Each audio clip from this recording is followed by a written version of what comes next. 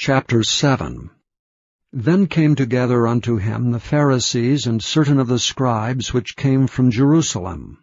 And when they saw some of his disciples eat bread with defiled, that is to say, with unwashen hands, they found fault. For the Pharisees and all the Jews, except they wash their hands oft, eat not, holding the tradition of the elders. And when they come from the market, except they wash, they eat not. And many other things there be, which they have received to hold, as the washing of cups and pots, brazen vessels, and of tables. Then the Pharisees and scribes asked him, Why walk not thy disciples according to the tradition of the elders, but eat bread with unwashen hands? He answered and said unto them, Well hath Esaias prophesied of you hypocrites, as it is written, This people honoureth me with their lips, but their heart is far from me. Howbeit in vain do they worship me, teaching for doctrines the commandments of men.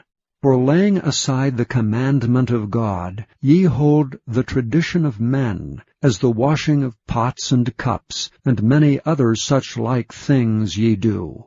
And he said unto them, Full well ye reject the commandment of God, that ye may keep your own tradition. For Moses said, Honour thy father and thy mother, and whoso curseth father or mother, let him die the death. But ye say, If a man shall say to his father or mother, It is Corban, that is to say, a gift, by whatsoever thou mightest be profited by me, he shall be free. And ye suffer him no more to do aught for his father or his mother, making the word of God of none effect through your tradition, which ye have delivered, and many such like things do ye. And when he had called all the people unto him, he said unto them, Hearken unto me every one of you, and understand. There is nothing from without a man that, entering into him, can defile him. But the things which come out of him, those are they that defile the man. If any man have ears to hear, let him hear. And when he was entered into the house from the people, his disciples asked him concerning the parable. And he saith unto them, Are ye so without understanding also? Do ye not perceive that whatsoever thing from without entereth into the man, it cannot defile him? Because it entereth not into his heart, but into the belly, and goeth out into the draught, purging all meats.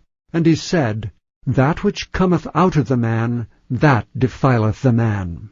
For from within, out of the heart of men, proceed evil thoughts, adulteries, fornications, murders, thefts, covetousness, wickedness, deceit, lasciviousness, and evil eye, blasphemy, pride, foolishness. All these evil things come from within, and defile the man.